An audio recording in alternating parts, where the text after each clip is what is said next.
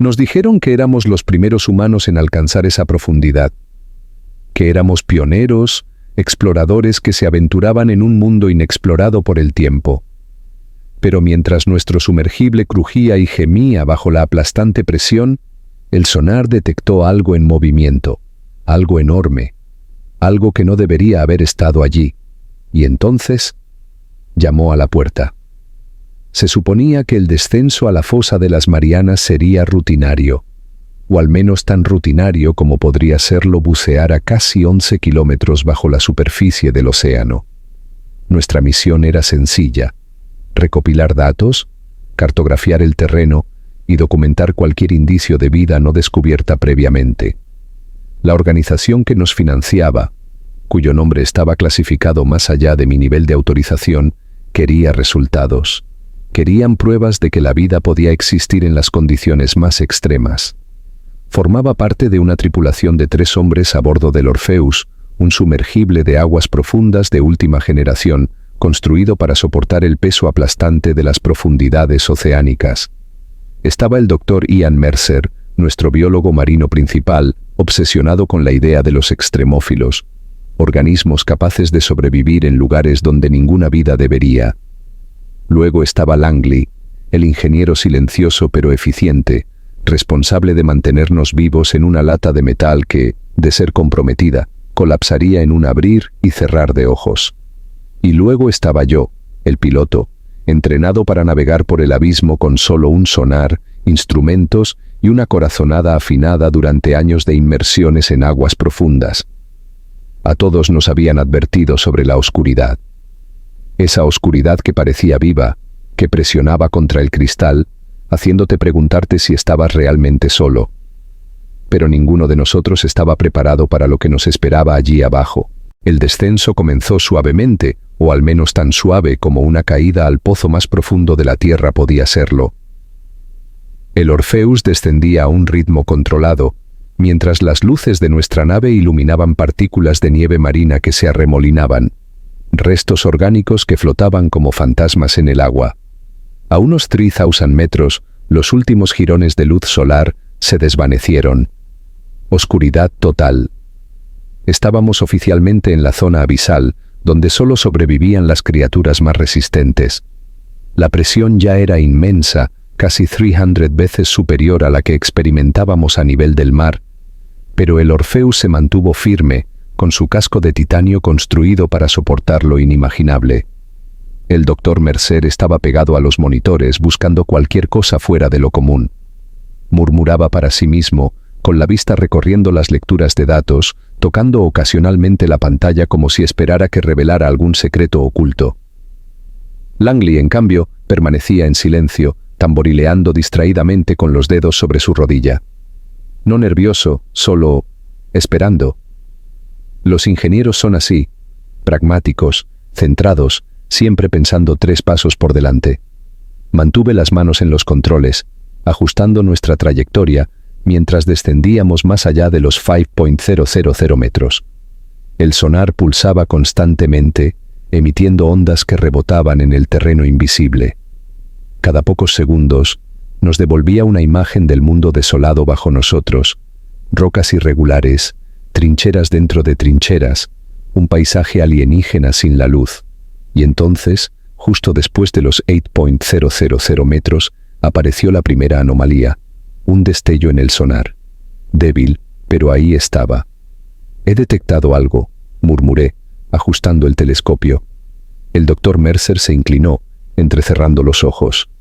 «Podría ser un banco de peces de aguas profundas», dijo, aunque su tono era más esperanzador que seguro. Langley frunció el ceño, ajustando algunos diales en su consola. «No se mueve como un pez», dijo. «Demasiado grande. Y está quieto». Apreté los controles con más fuerza. A esta profundidad, nada permanecía quieto. Las corrientes arrastraban todo, incluso a las criaturas más pesadas por el agua.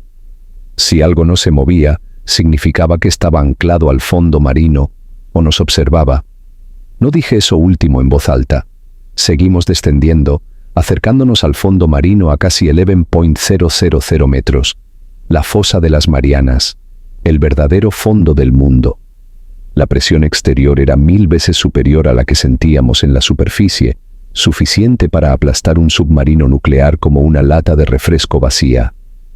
Pero el Orfeo resistió. Nuestros reflectores iluminaron el terreno, revelando una extensión árida y sin vida de limo y roca.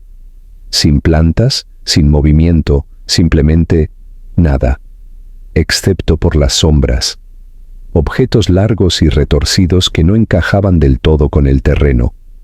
Al principio, pensé que eran efectos de la luz, distorsiones de la refracción. Pero entonces uno de ellos se movió.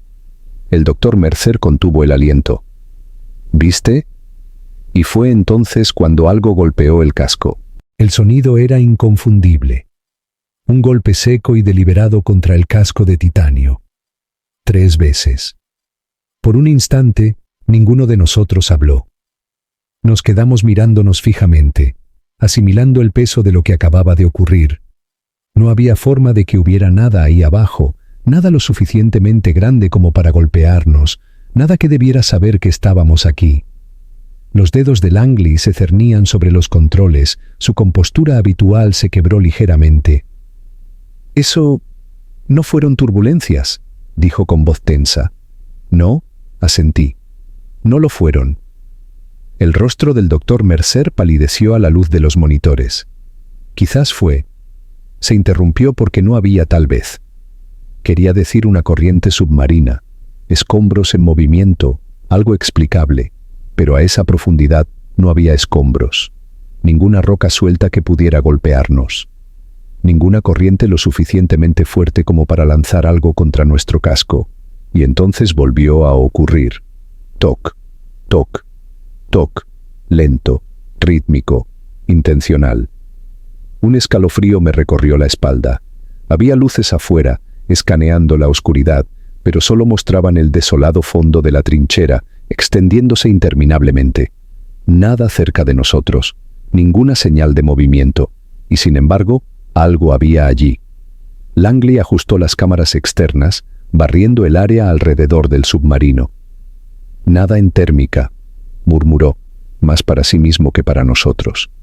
Pero el doctor Mercer miraba fijamente el sonar, con dedos temblorosos. «La señal ha cambiado». Miré. El punto, lo que fuera que había estado inmóvil, ahora se movía. Directo hacia nosotros. Apreté los controles con todos mis instintos gritándome que ascendiera. Pero teníamos un estricto protocolo de ascenso, nada de movimientos rápidos, ni cambios repentinos de presión. Si ascendíamos demasiado rápido, nos arriesgábamos a una falla mecánica, y a esta profundidad, una falla significaba la muerte. Así que me obligué a respirar, a pensar. Langley, refuerza los sellos externos. Mercer, sigue rastreando el sonar. Langley empezó a accionar interruptores, con las manos más firmes que la cara. Sellos en marcha, no hay brecha. Los ojos de Mercer permanecieron fijos en el monitor. Está dando vueltas. Y entonces, por primera vez, lo vi. No en las cámaras, no en el sonar, sino a través de la ventana. Al principio, era solo una forma, una onda en el agua, apenas distinguible de la oscuridad. Pero cuando los reflectores del Orpheus lo iluminaron, la cosa se enfocó, y se me heló la sangre.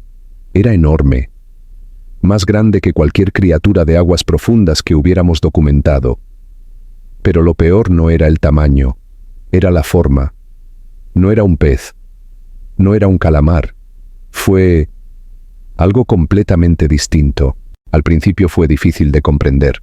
El cerebro humano no está diseñado para procesar cosas que desafían la lógica, cosas que no deberían existir.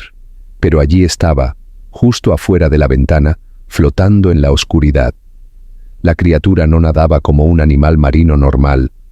Se movía, pero no con la gracia ondulante de una ballena ni con los pulsos impetuosos de un calamar. Se deslizaba, con una suavidad desconcertante, como si la presión aplastante de las profundidades no significara nada para ella. Y su cuerpo, Dios, su cuerpo, estaba completamente fuera de lugar. Las luces del Orfeo solo lo vislumbraban a ratos, pero eso bastaba. Su piel era oscura, no del todo negra, sino de un azul profundo y enfermizo, cambiante como tinta dispersándose en el agua. La textura no era ni lisa ni áspera, parecía casi porosa, como si absorbiera la misma luz que la tocaba. Y sus ojos, había tantos ojos. No estaban agrupados como los de un insecto, sino que se extendían irregularmente por su enorme cuerpo. Algunos eran pequeños, como pinchazos, apenas perceptibles, mientras que otros eran enormes orbes vidriosos que reflejaban las luces de nuestro sumergible como peces linterna de aguas profundas. Uno de esos enormes ojos se giró hacia nosotros. Y juro por Dios que se enfocó. No solo miraba, no solo reaccionaba a la luz. Nos estaba estudiando. «¡Dios mío!», susurró Mercer. Langley se había quedado completamente inmóvil, con las manos congeladas sobre los controles. Respiraba en exhalaciones cortas y agudas, como si intentara contener el pánico. Mis propias manos se apretaron sobre los controles. «Tenemos que ascender, ahora. No podemos simplemente dispararnos», murmuró Langley, pero su voz tembló. El cambio de presión. Toc, toc, toc. Todos dimos un salto. El sonido no provenía del casco esta vez, provenía de la radio. Un golpe seco, perfectamente imitado, crepitó en nuestro sistema de comunicación, algo que debería haber sido imposible. No transmitíamos nada. No estábamos conectados a ninguna frecuencia externa.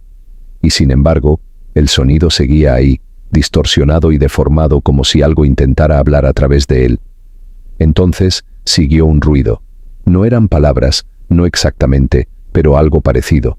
Un zumbido bajo y gorjeante, profundo, en capas, como varias voces hablando a la vez. Las manos de Mercer temblaban. Eso no es interferencia. Intenté mantener la respiración tranquila. «¿Qué está diciendo?». Langley tragó saliva con dificultad. «No creo que esté diciendo nada». Sus ojos se posaron en los míos. «Creo que está escuchando». Y entonces, tan repentinamente como había aparecido, la cosa abrió la boca. O al menos, pensé que era una boca. Porque lo que vimos, fue un abismo dentro del abismo. Un vacío profundo y profundo, rodeado de dientes que no eran exactamente dientes. Más bien como zarcillos de hueso, flexionándose y moviéndose, como si no solo sirvieran para comer, sino para agarrar.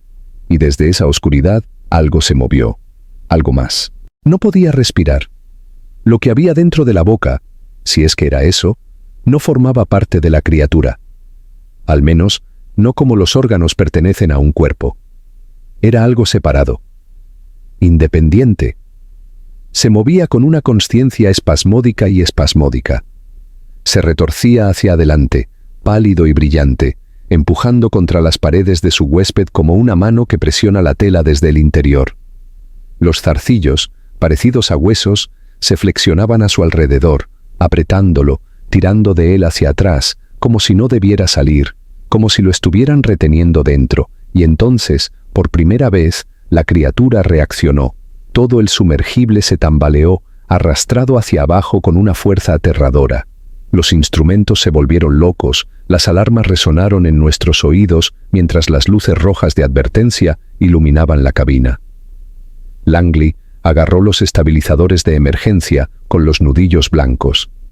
«¡Algo nos ha atrapado!», gritó. Yo también lo sentía, el peso que nos arrastraba, algo invisible enroscándose alrededor del Orpheus. Impulsé los propulsores, intentando resistirlo, pero el submarino apenas respondía. Era como intentar salir de arenas movedizas. Entonces Mercer dejó escapar un jadeo ahogado. Me giré justo a tiempo de ver algo deslizándose por la ventana. No era la cosa enorme con ojos, era algo más pequeño, un tentáculo, oscuro y palpitante, deslizándose por el cristal reforzado como un dedo curioso. Al principio era delgado, pero al moverse, se expandió, y la piel se agrietó en algunos lugares para revelar segmentos, como el cuerpo de un ciempiés de las profundidades. ¿Y lo peor? No solo envolvía al Orpheus, buscaba a tientas una forma de entrar. sellando todos los respiraderos externos, ladró Langley, accionando interruptores frenéticamente. Si encuentra una brecha, estamos perdidos. Sabía que tenía razón. Con esta presión, incluso el más mínimo pinchazo sería catastrófico. El agua no solo se filtraría, sino que explotaría, haciéndonos papilla en un instante. Mercer temblaba. Su mirada se movía entre la ventana y el sonar.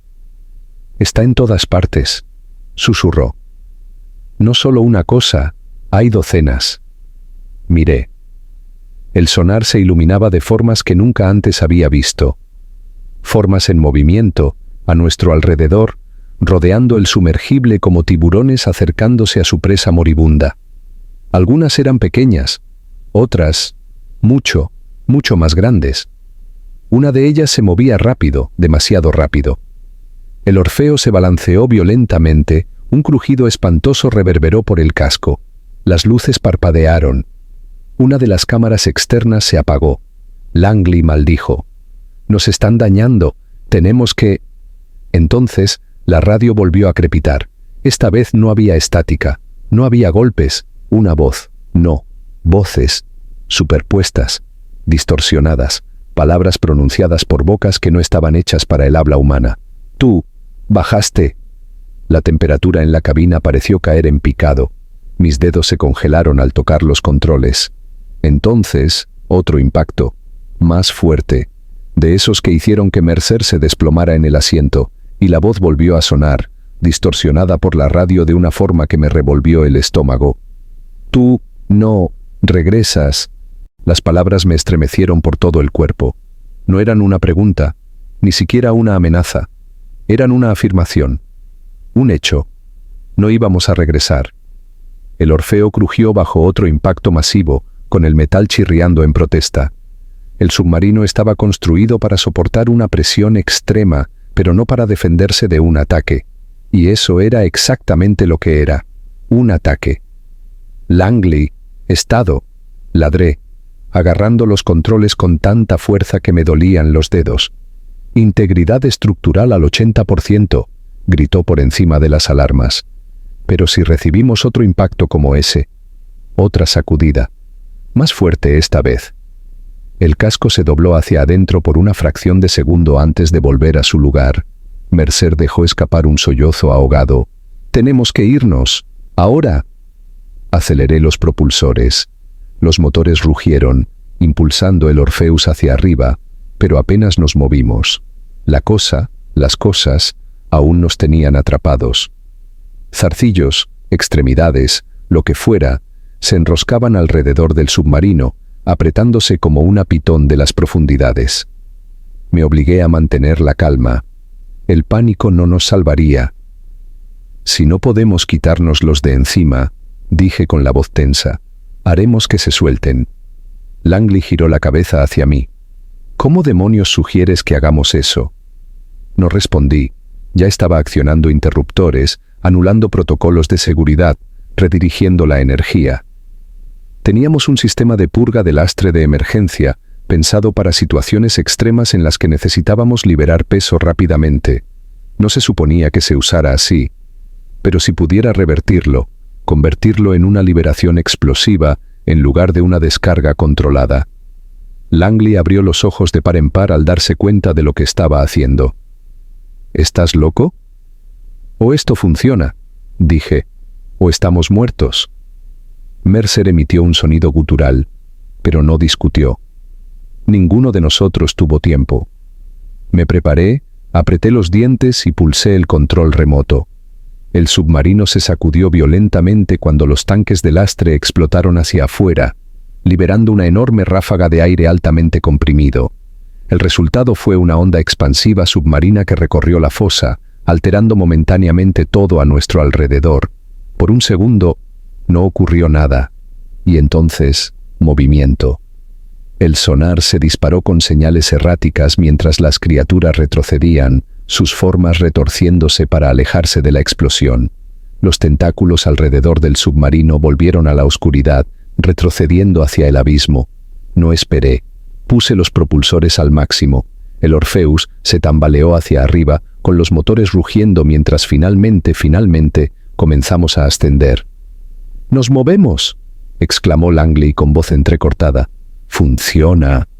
Mantuve la vista fija en el sonar, observando cómo las señales, las criaturas, se alejaban bajo nosotros. Ascendíamos demasiado rápido, pero no me importaba. Podríamos lidiar con los riesgos de la descompresión una vez que estuviéramos vivos. Por un instante, solo un breve instante, pensé que lo habíamos logrado, y entonces, la radio volvió a sonar, esta vez sin palabras, risas, bajas, húmedas, divertidas, y luego una sola frase: «No, estás solo». Una nueva alarma sonó. Langley miró la pantalla y palideció. «Dios mío», susurró, «está dentro». «Dentro». La palabra me golpeó como un puñetazo en el estómago. El rostro de Langley estaba pálido como un fantasma, con la mirada fija en el monitor de presión interna. «La presión de la cabina fluctúa», susurró. Algo hay aquí con nosotros».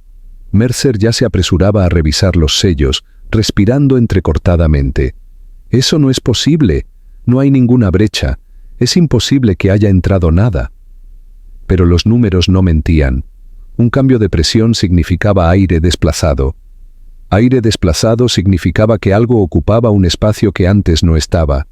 Y en un sumergible sellado, donde cada centímetro cúbico se contabilizaba, eso significaba que algo había aparecido. Dentro. Me obligué a moverme. Lenta y cuidadosamente, me giré en mi asiento y observé la cabina. Mis dedos rondaban el interruptor de emergencia de los focos externos, listos para bañar el interior con una intensa luz blanca. Pero mis instintos me gritaban que ninguna luz cambiaría lo que estaba a punto de suceder. «Langley», dije con voz firme, «¿dónde está la caída de presión?» Tragó saliva y comprobó la lectura. Le temblaban los labios. Está cambiando», susurró. «Se mueve hacia...» Un ruido. Detrás de nosotros. Goteo. Un goteo húmedo y orgánico, como algo espeso y viscoso golpeando el suelo metálico. Mercer dejó escapar un suspiro tembloroso. «No. Me giré lentamente sin querer ver, pero con la necesidad de hacerlo. Allí, cerca de la escotilla trasera, algo colgaba del techo. No era sólido, no era del todo líquido. Una forma, una casi forma. Estaba suspendido en el aire, con gruesos zarcillos de algo gelatinoso conectándolo al metal de arriba. Pero no estaba completo. Se movía, se formaba, fragmentos de su masa se arremolinaban como tinta en agua, solidificándose y luego derritiéndose de nuevo. Intentaba ser algo. Intentaba ser nosotros. Mercer sollozó ahogadamente, retrocediendo tan rápido que tropezó con sus propios pies. Las manos de Langley temblaban ante los controles. «Dios mío, ¿qué demonios es eso?» «La cosa». Dios mío, no quería llamarla cosa porque se esforzaba tanto por ser alguien. Se estremeció. Su forma cambiante se estabilizó por un breve instante. La masa semitransparente de su cabeza, o lo que debería haber sido una cabeza, se inclinó. Una aproximación hueca a un rostro comenzó a tomar forma. Una nariz, una boca, ojos. Y entonces sonrió. No era una sonrisa natural, no era humana. Una imitación grotesca, demasiado amplia, demasiado deliberada. Como si algo hubiera observado una sonrisa antes y ahora la estuviera recreando, pieza a pieza, horrorosamente. Y entonces, con mi propia voz, habló. «Tú me hiciste subir». Sentí un vuelco en el estómago. Langley gritó. Mercer pulsó la alarma de emergencia, golpeando los controles con fuerza. El Orfeo se sacudió violentamente, y nuestro ascenso se tambaleó al sobrecargarse los sistemas. La cosa rió, un eco perfecto y retorcido de mi propia voz. Y entonces se movió. Se abalanzó. No como un animal, no como nada que hubiera visto moverse antes. No se impulsó del suelo ni se lanzó hacia adelante. Simplemente se movió. Como si no tuviera masa ni peso real, como si el concepto de gravedad no le afectara del todo. Un segundo, colgaba del techo, con su grotesco rostro a medio formar sonriéndome. Al siguiente, estaba a centímetros de distancia. Apenas tuve tiempo de reaccionar. Me impulsé hacia atrás, golpeando mi hombro contra el panel de control. El submarino se balanceó violentamente al pulsar el interruptor equivocado, lo que nos hizo girar erráticamente. Las advertencias resonaban en mis oídos, pero no podía concentrarme en ellas, porque la cosa seguía viniendo. Langley buscó a toda prisa el bastón de emergencia, un arma de último recurso diseñada para penetrar submarinos. Atacó con fuerza. Sus instintos de ingeniería se impusieron a la lógica. Fue una respuesta mecánica, un reflejo de supervivencia. Pero el bastón atravesó la cosa como si fuera humo. Langley perdió el equilibrio y se desplomó en el suelo, jadeando, con los ojos abiertos. No es sólido. Mercer sollozaba, con la espalda pegada a la pared del fondo. ¿Qué quiere? No lo sabía. No quería saberlo. Solo quería que se fuera. Se cernía frente a mí, cambiando, derritiéndose, recomponiéndose. Cuanto más lo miraba, más se parecía a mí. Los rasgos no eran del todo perfectos, demasiado exagerados, demasiado forzados, pero se acercaba. Mis ojos, mi mandíbula, mi boca, se torcieron en una sonrisa grotesca. Y entonces susurró: «Tú eres... yo... no, no, no, no». Respiraba entrecortadamente. Mis manos se dirigían al interruptor de emergencia, el que purgaría la cabina. Mercer abrió mucho los ojos. «No puedes... tengo que hacerlo». Si esta cosa estaba dentro, el submarino ya estaba comprometido. Si hubiera encontrado la manera de entrar, podría propagarse. Si la llevábamos de vuelta a la superficie, si la dejábamos salir... ¡Dios mío! ¿Qué pasaría? No lo sabía. No iba a averiguarlo. Golpeé con el puño el interruptor de purga de emergencia. Un fuerte ruido metálico resonó por la cabina. Las luces de seguridad se pusieron rojas. Los sistemas internos del submarino gritaron en protesta. La esclusa de aire siseó. El Orpheus había sido diseñado con una medida de último recurso en caso de contaminación, un sistema de purga que expulsaría a la fuerza a todo lo que no formara parte de la tripulación original. Era una medida desesperada y peligrosa, pero era la única opción que tenía. La presión cambió. El aire en la cabina se arremolinó violentamente, y por primera vez, la cosa reaccionó. Emitió un ruido, ni una palabra, ni una risa, un chillido, un sonido horrible, deforme y distorsionado, como 1000 voces replegándose sobre sí mismas. La cosa se agitó, parpadeó, perdiendo su forma, sus rasgos robados, fundiéndose en algo primigenio, algo extraño. Estaba siendo destrozado. Apenas podía ver a través del caos, el torbellino de la descompresión forzada tirando de todo lo suelto en el submarino. Pero entonces desapareció, aspirado de nuevo por la purga de emergencia. La esclusa de aire se cerró de golpe. Y entonces, silencio. Un silencio nauseabundo y hueco. Las alarmas seguían parpadeando. El submarino seguía balanceándose. Langley jadeaba en busca de aire con manos temblorosas. Mercer también temblaba, susurrando algo una y otra vez en voz baja. Volví a los controles. Mis dedos apenas respondían. Mi mente apenas procesaba. Pero seguíamos ascendiendo. Ahora más rápido, lejos de la trinchera, lejos de lo que fuera esa cosa. Me obligué a concentrarme. Aún no estábamos a salvo. Aún teníamos que salir a la superficie. Aún teníamos que sobrevivir al ascenso. Apreté los controles, ignorando el hielo en mis venas. Saldríamos de allí. O eso creía. Porque entonces... La radio crepitó una última vez. «Me llevaste contigo. No, eso no era posible. Lo había purgado. Lo había visto arrancado, absorbido por el abismo donde pertenecía. No podía seguir aquí. No podía. Y sin embargo, la radio volvió a crepitar. «Me llevaste contigo». Me giré hacia Langley y Mercer, pero no necesité decir nada. Podía verlo en sus rostros. Ellos también lo habían oído. Esto no era una interferencia. Esto no era un sistema defectuoso. Esto era real. Un miedo frío se apoderó de mi pecho. «Haz otra comprobación de presión», dije, apenas reconociendo mi propia voz. Los dedos de Langley temblaban mientras tecleaba en la consola. La pantalla parpadeaba, los números se acumulaban. Sus ojos se movían de un lado a otro, Su respiración se volvía entrecortada. La cabina está sellada, dijo. No hay fugas, no hay brechas.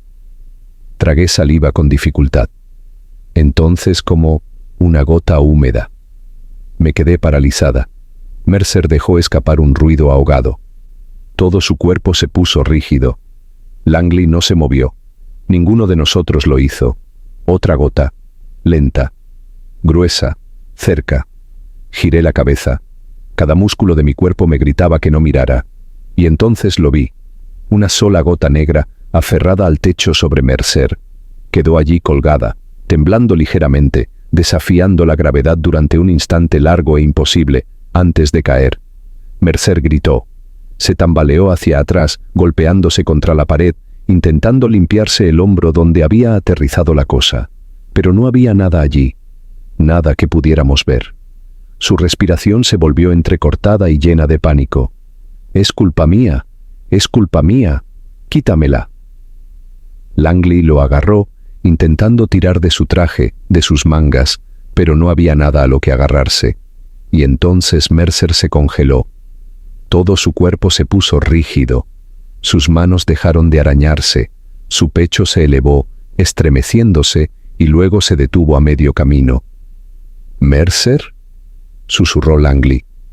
Los ojos de Mercer se dirigieron hacia nosotros, y ya no eran suyos. Nunca olvidaré lo que vi en ese momento. Sus pupilas se habían dilatado tanto que sus iris habían desaparecido. Su rostro, su expresión, estaba mal, estirado, como si sus músculos no funcionaran como debían. Y entonces, la sonrisa, la misma sonrisa, la que la cosa había imitado antes. Mercer ladeó la cabeza, un movimiento lento y mecánico. Abrió la boca, y entonces, con una voz casi suya, pero con un matiz de algo más, algo húmedo, «Me llevaste contigo». Langley se abalanzó. Agarró a Mercer por los hombros, zarandeándolo. «Reacciona, Mercer, escúchame». Pero Mercer no respondió. En cambio, se estremeció. Y entonces empezó a reír. Una risa lenta y burbujeante que no pertenecía a este mundo. Langley lo soltó, y Mercer no. Ya no era Mercer. La cosa dentro de él sonrió. Subiendo. El Orfeo se estremeció al acercarnos a la superficie. Ya casi estábamos allí, pero lo sabía. No íbamos a traer de vuelta a Mercer, íbamos a traer algo más. La superficie estaba tan cerca. Podía verlo en el medidor de profundidad. Ascendíamos rápido, demasiado rápido. La estructura del submarino crujía bajo las presiones cambiantes, pero nada de eso importaba ya, porque Mercer no era Mercer. Langley seguía agarrándolo por los hombros, sacudiéndolo, pero la cosa dentro de Mercer me miraba fijamente, sonriendo, esperando, y entonces se movió.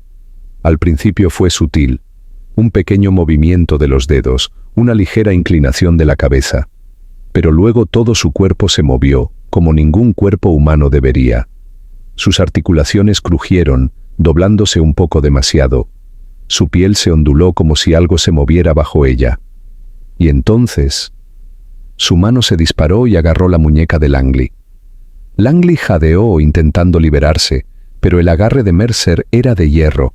Sus dedos se clavaron, la piel se estiró de forma antinatural, tirando con fuerza sobre los huesos.